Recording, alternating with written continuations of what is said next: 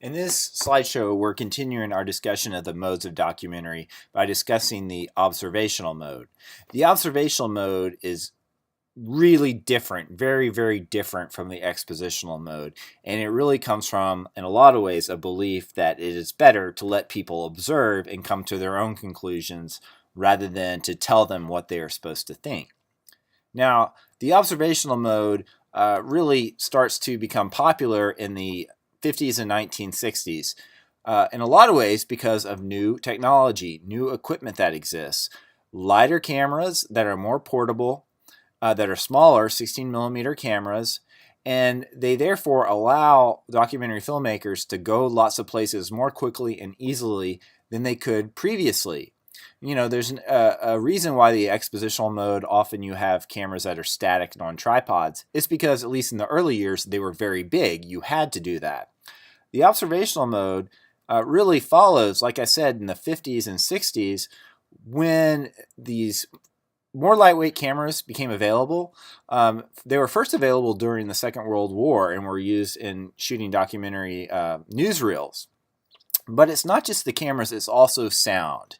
Always the sound technology is important as well. So there were portable tape recorders too that allowed a sound person to carry them off their hip. And so that you could have synchronous sound. You could have sound recorded at the same time as you were seeing what was shot. All right.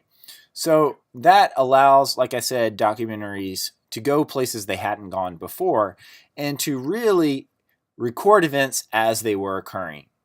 So some of the early famous observational documentaries were about, for example, political campaigns. One was called Primary, and it followed John F. Kennedy as he was in the Democratic primary in 1960. And it just allowed the cameraman could go with him, ride around with him, be in the car in places that previously cameras never could. So the fact that you had this technology meant you can go about showing reality in a new way. And therefore, if what you care about is representing reality, then you just let people observe what happens. And the truth of what this thing is, of what we see is, should just emerge from recording events, okay? And it's going to be left to the viewer instead. So in the observational mode, you essentially follow people, you record events, and that is what's going to produce truth. You don't have a voiceover narrative. You don't have a lot of graphics on screens telling people what to see. And it's usually a handheld camera as well. So I'm going to show you now a little bit of a clip here, if it'll let me, of a famous observational film, Don't Look Back, about Bob Dylan, so that you can get a sense of what that looked like.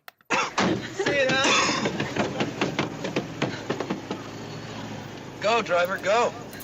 So this is the very end of the film, which is following Dylan on a tour of That was a England. good concert. And he's just gotten out of a concert, just given a concert, and now we're riding all in the there, car with man. him as he drives away. And he's waving All at of them. everybody. God damn. The Vanishing American. God, I feel like I've been through some kind of thing, right? You have. No, but I mean, there's something special about it, man. So you can see there's jump cuts here too, right? That's not the point to look polished. The point is that this is as if you were sitting in that car, in the back of this car, riding along with him and seeing what his life is like at this moment, and observing. In our case, all right, this is what Bob Dylan is like. This is the real Bob Dylan. Anarchist. Yeah. Give me a cigarette. Give the anarchist a cigarette.